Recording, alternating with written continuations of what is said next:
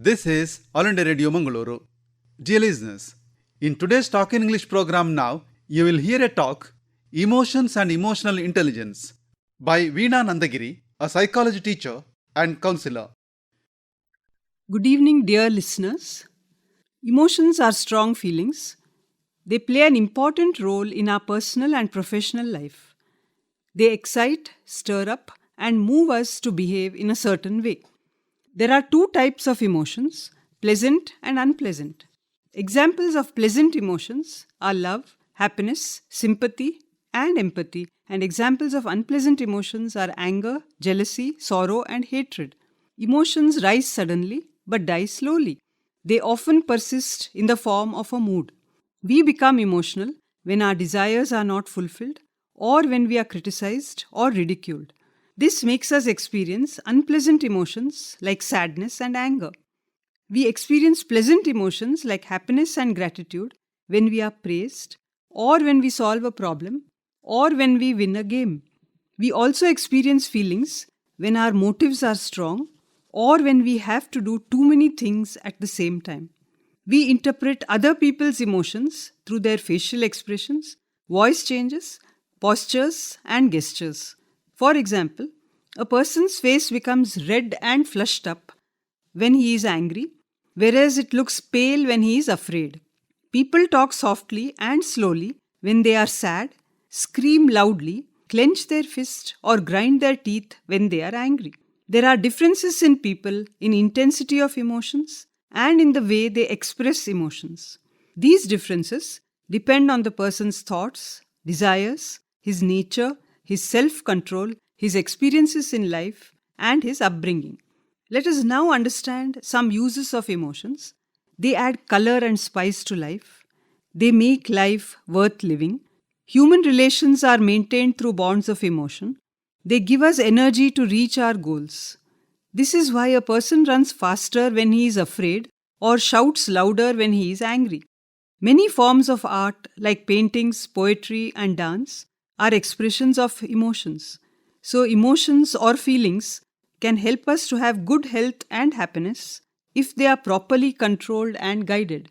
When a person experiences an emotion, some internal bodily changes take place in him, such as increase in blood pressure, respiration rate, muscular tension in the neck or jaw. Some external bodily changes can be noticed, such as crying when he is sad, trembling when he is afraid, and laughing or smiling when he is happy. Too much of anything, including emotions, is bad. If unpleasant emotions continue for a long time or are very intense, they can destroy our relationships, harm our physical health and mental peace, and cloud our thinking power. So they can be our best friends or our worst enemies.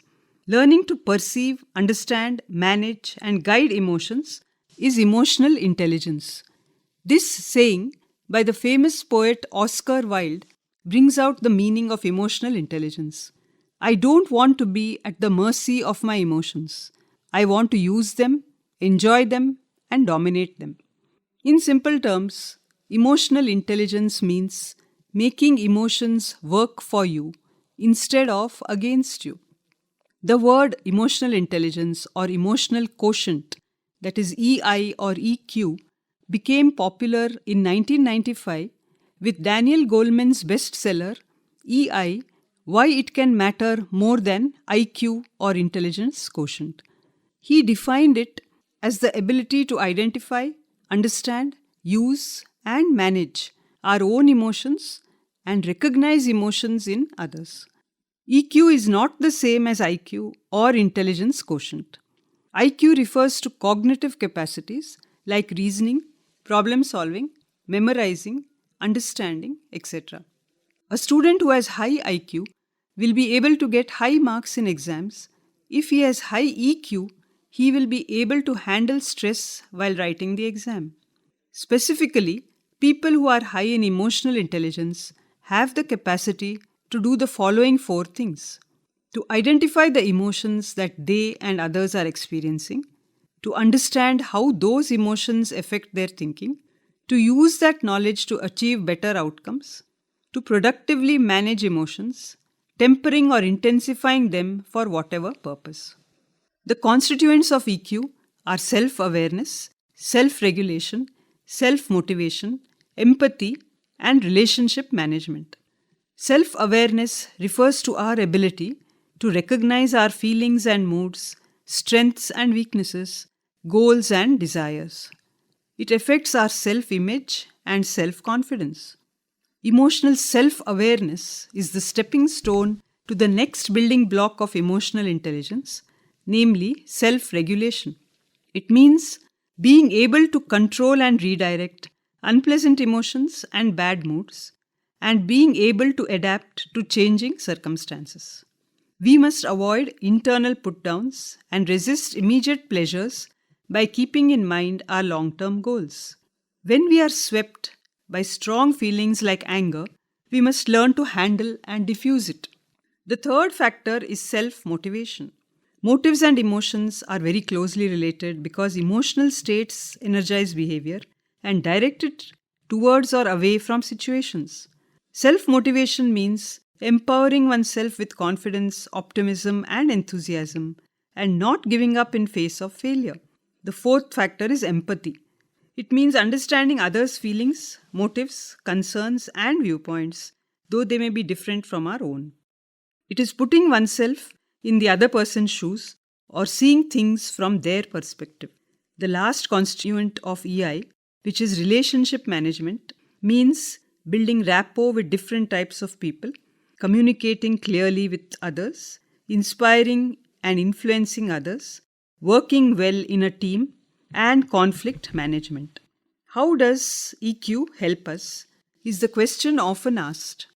It helps us in several ways, such as to develop a strong personality, because it teaches us to act with calmness and maturity in threatening or stressful situations. It helps to improve our mental health as it makes us less vulnerable to anxiety, depression, and the like. It helps to regulate unpleasant feelings like jealousy, hatred, etc. It helps to communicate more effectively and be responsible for our own behavior.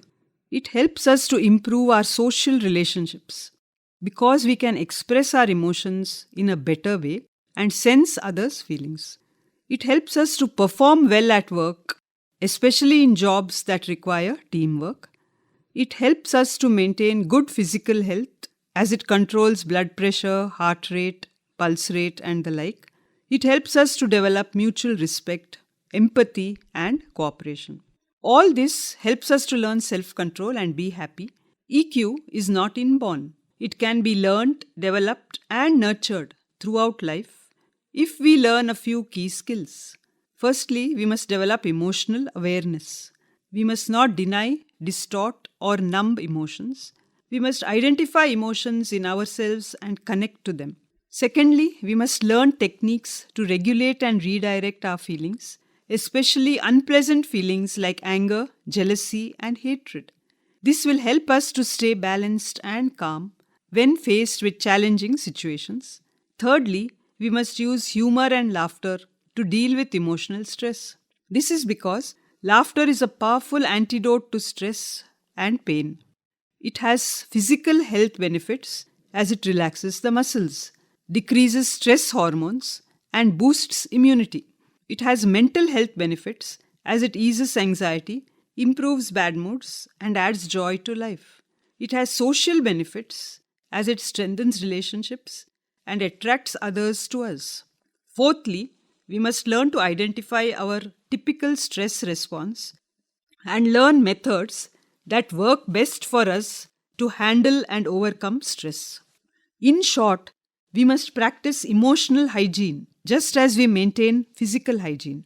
Some ways in which we can do this are as follows. We must learn as much as we can about emotions, that is, their causes, our reactions to them, and the consequences. The more we know about them, the greater the power we have over them. Secondly, we must try to avoid the emotion-provoking situation. Avoiding certain people to protect your emotional health is wisdom and not a sign of weakness.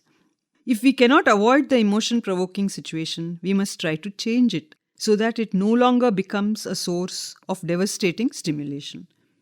We can do this by removing persons by some method, changing their attitudes, or by making friends out of enemies. We must find substitute outlets because these will distract us from the unpleasant emotions.